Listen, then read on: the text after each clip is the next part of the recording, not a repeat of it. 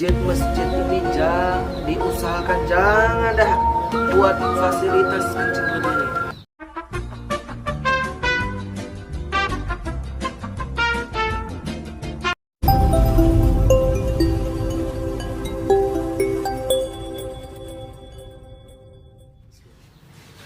Bismillahirrahmanirrahim. Assalamualaikum warahmatullahi. Welcome back to channel Selendang Hijau. Hari ini berhubung bulan kita nggak bincang santai, berbulan-bulan kayaknya. Jadi mohon maaf sebelumnya ya.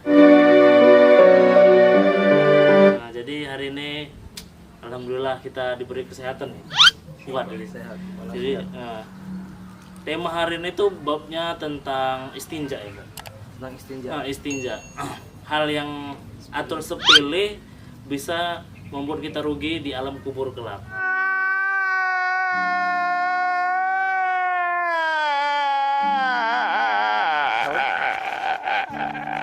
Nah, itu panjang nih kayaknya, insyaallah ya. Insyaallah begini penjelasan. Silakan, Pak. Bismillahirrahmanirrahim. Assalamualaikum warahmatullahi wabarakatuh. Waalaikumsalam warahmatullahi. Langsung aja lah. Ya, enggak lama. Alhamdulillahirabbil alamin wassalatu wassalamu ala asyrafil anbiya'i wal mursalin wa ala alihi wa sahbihi rasulillahi ajmain. Alhamdulillah Allah Subhanahu wa taala sudah pertemukan kita lagi di suatu perbincangan, insyaallah perbincangan amal, ilmu, insyaallah. Jadi ada beberapa hal yang mesti kita perhatikan. Itulah yang tadi macam abang bilang tadi. Dia kayaknya sepele kan. Tapi ini bisa dibilang kalau dideret-deret kunci surga juga nih, Bang. Oh my god. Wow. Kunci surga. Kenapa? Surga tuh kuncinya tuh sholat.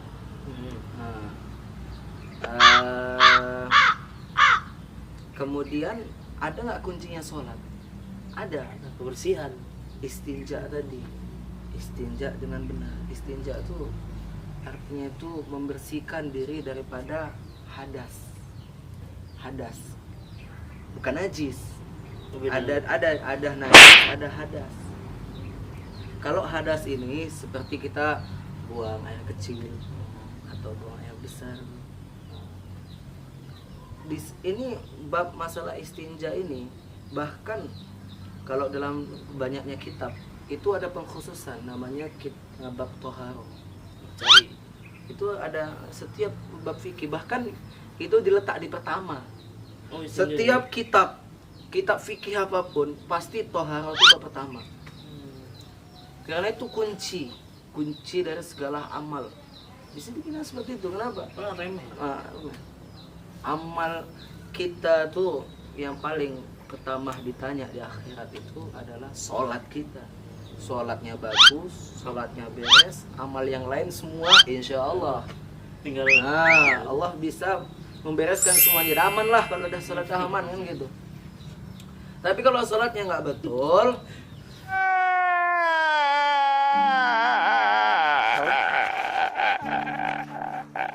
jangan harap nih yang lain-lainnya masih dipertimbangkan sama Allah nih, agak diragukan ini kalau sholatnya nggak betul. Maka sholat ini hal yang paling dahsyat, nggak boleh disepelein gitu. Maka ada pun kunci sholat yaitu istinja tadi. Kita bang wajib naik ke atas seng misalnya, diwajibkan nih naik ke atas seng gitu. Kalau tangganya nggak ada, maka tanggah tuh hukumnya jadi wajib untuk kita. Kok nggak naik kok ke atas seng, disuruh naik ke atas seng gitu kan?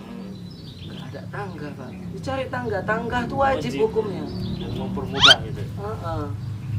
Kunci untuk bisa ke atas ya. Nah, jadi istinja ini adalah salah satu kunci dalam sholat. Kalau nggak sah istinjanya, maka tak sah sholatnya. Kalau tak sah sholatnya,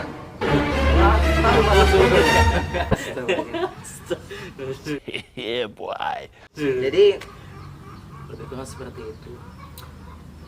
Banyak nih, anak ada catat juga nih hadis-hadisnya. Artikel ya. Nah, catat juga. Oh,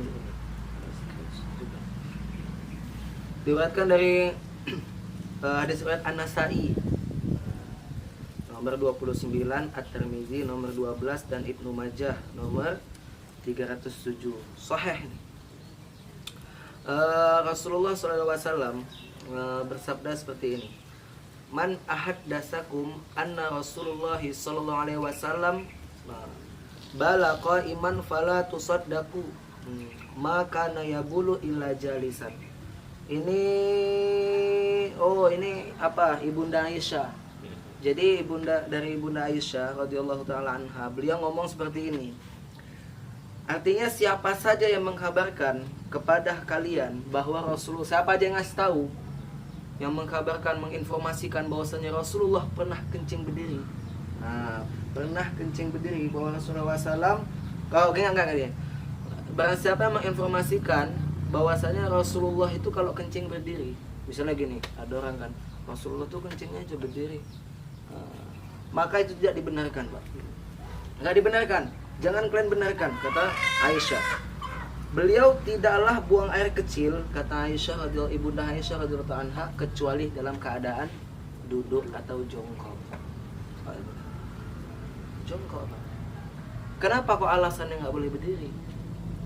Karena berdiri ini salah satu gaya kencing yang nggak bisa membersihkan total daripada najis itu, hadas tadi itu. Percayalah, kita tuh bang, kalau dalam istinja itu jangan sama, ini mohon maaf lah tadi ngomong kencing, ngomong apa, mohon maaf juga sebelumnya kan. Apa ya? Ini agak ngeri nih, tuh sholat nih soalnya, aneh-aneh. Jadi gaya buang air kecil dengan berdiri ini tidak membersihkan secara total, secara maksimal. Karena kita istinja yang bersih itu, memang dia kalau bisa setelah kita selesai istinja itu tidak ada lagi yang netes. Harus diusahakan jangan ada lagi yang netes. Apalagi kencing berdiri. Nanti ada yang kerjaan banyak repot, ada yang nyiprat, ada yang nggak nyiprat gitu kan. Nanti setelah selesai buang air kecil tadi ini, ketika ibadah sholat pas rukuknya mungkin masih selamat, i'tidal, begitu sujud netes kerjaan. Maka ada sebuah kisah, ini lebih kurangnya seperti ini. Jadi antum-antum kalau sekiranya tuh ada yang kurang cocok dari kisah yang saya sebut nih, boleh tanya lagi sama guru. Insya Allah ini kita sama-sama belajar. Kita sama-sama belajar. Jadi kisahnya tuh lebih kurang seperti ini. Suatu ketika Rasulullah tuh dan para sahabat tuh lewat di satu perkuburan. Jadi ada teriakan yang sangat dahsyat dalam satu kubur. Macam tak betul je budak ni. Yang lain nggak dengar, kecuali yang diizinkan Allah. Dan Rasulullah tahu kalau bahwasanya itu orang sedang disiksa.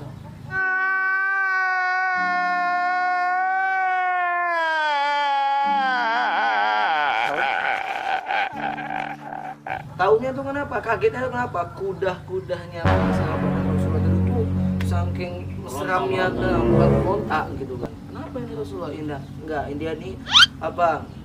Sahabat kan nanya, kenapa nih Rasulullah itu kan? Ini kuda-kudanya nih dengar nih orang lagi disiksa tuh. Dahsyat kali siksaannya.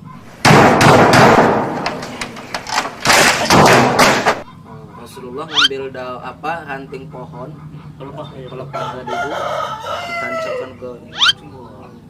Kenapa kok ditancapkan Rasulullah? Ya, mudah-mudahan dengan tercancapnya ini Allah SWT ringankan siksanya. Kenapa? Karena setiap makhluk ya Allah Subhanahu wa taala yang di permukaan bumi ini semuanya berzikir kepada Allah. Mudah-mudahan dengan zikirnya si ranting tadi ini sampai dia mati nanti, mudah-mudahan hidup juga di situ kan, dengan zikirnya maka meringankan siksa kuburnya. Mudah-mudahan kata Rasulullah. Maka bertanyalah para sahabat tadi ini, rupanya Rasulullah apa yang dibuat dia selama hidup kok bisa pula disiksa seperti itu, disiksa sekuat itu, kata para sahabat bertanya. Maka Rasulullah SAW menjawab, Pak, kasusnya nggak besar, kayaknya sepele. tapi kasus besar lah aku bilang, nampaknya sepele. Ya di dunia sepele tapi di akhirat Nampaknya sepele. Apa itu?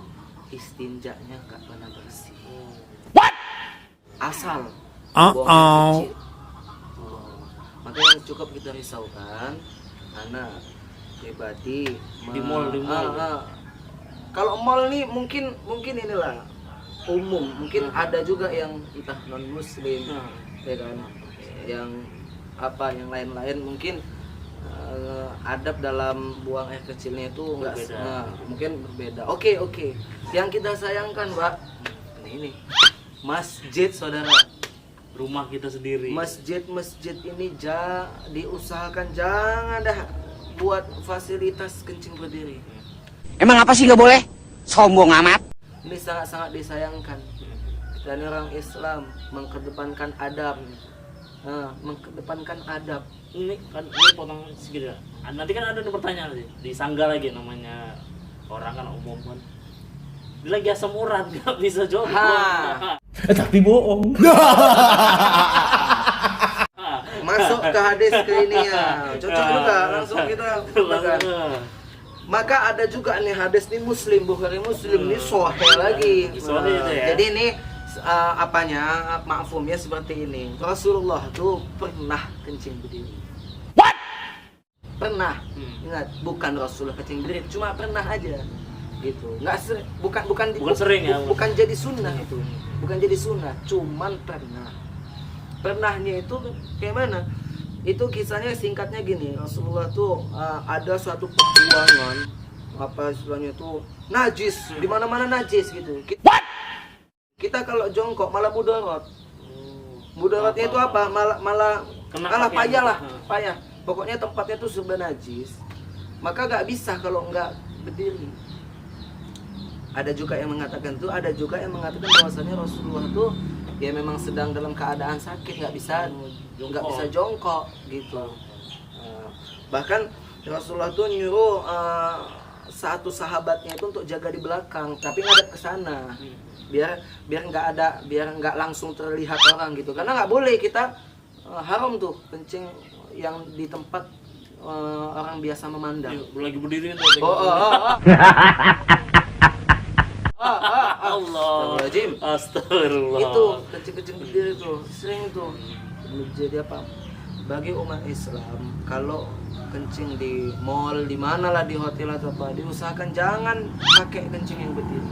Biar itu siapa yang boleh pakai selain apa? Yang selain orang Islam kita nggak tahu kayak mana cerita mereka di agamanya. Yang penting untuk umat Islam dijaga adab ini. Good job.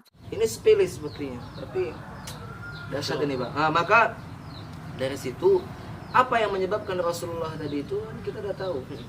Karena ada mudarat di situ. Ada uzur, Rasulullah ada uzur. Kecuali uzur tadi nggak bisa. Memang betul-betul nggak bisa jongkok. Kalau jongkok mati misalnya. Nggak bisa kencing jongkok. Langsung naik. Pokoknya kalau misalnya jongkok nih asam lambung naik. Misalnya kita nggak tahu ya kan. Coba diri, itu lain cerita lagi. Dibolehkan. Tapi kalau dia sehat walafiat, jangan sampai kencing berdiri. Susah. Maka dari situ, bahkan anak tadi barusan baca nih, ini Syekh Ali Jabir yang ngomong. Syekh Ali Jabir ngomong bahwasanya semoga Allah Subhanahu wa taala lapangkan kubur beliau. Amin. Apa kata beliau? Banyak orang yang disiksa di dalam kubur. Jangan lakukan ini, jangan lakukan ini di kamar mandi kalau tidak mau campur dengan kubur. Seperti itulah apanya. Rupanya apa? Sering kencing berdiri. Di dalam kamar mandi. Jadi karena ingatkanlah dari media ini bukan apa-apa, kita saling menjaga. Seperti tadi Islam ini mengedepankan adab. Maka daripada itu dalam istinjanya saja, buang airnya saja kita ada aturannya, ada adab-adabnya. Buang air kecil itu diharuskan, disunnahkan jongkok, dalam keadaan jongkok. sunnah itu memang dalam pelajaran anak-anak SD, anak sekolah dikerjakan untuk berpahala, ditinggalkan nggak berdosa. Itu pelajaran anak SD, Pak. Tahu kalian? Kalian pikir lucu? Ya, hah? aduh, kacau kali. Bagi yang cinta Rasulullah nggak seperti itu. Bagi yang cinta Rasulullah, sunnah itu diharuskan. Malah jadi wajib ya. Kan gini, diharuskan untuk diri kita sendiri. Kenapa? Untuk apa dibuat sunnah? Kenapa kok nggak mau mengamalkan sunnah? Apa itu haram rupanya? Kenapa kok males sekali mengamalkan sunnah? Apa itu haram? Kan nggak haram itu kan sunnah. Karena sunnah, siapa yang cinta Rasulullah, mengaku dalam hatinya cinta Rasulullah, amalkan sunnah tadi. Sunnahnya itu jongkok, saudara. Ya, jadi kira-kira masjid yang udah buat berdiri itu kayak mana? Dibongkar. Macam tak betul je budak ni. Ya, Benahi lagi aja. benahi lagi lah. Ya kan, benahi lagi. Ini bukan kita mau menyerang apa, kita cuma mau sekedar apalah memperindah lagi lah Islam ini. Insyaallah itu aja dulu Siap. yang bisa disampaikan. Nanti lain waktu mudah-mudahan Allah SWT beri kita umur panjang, kita bisa Bincang-bincang santai lagi. bincang santai lagi, ya kan? Dengan tema-tema yang agak ngeri lagi lah nih. Oke lah, insyaallah Bang, seperti itu aja Siap, dulu. siap. Ya. Karena demikian bisa saya sampaikan, lebih dan kurang saya mohon maaf. Wabillahi taufiq wal hidayah. Wassalamualaikum warahmatullahi wabarakatuh. Oke, alhamdulillah semua penjelasannya udah jelas, panjang kali lebarnya udah mantep lah tadi ya. Tanpa harus saya jelaskan lagi ya kesimpulannya.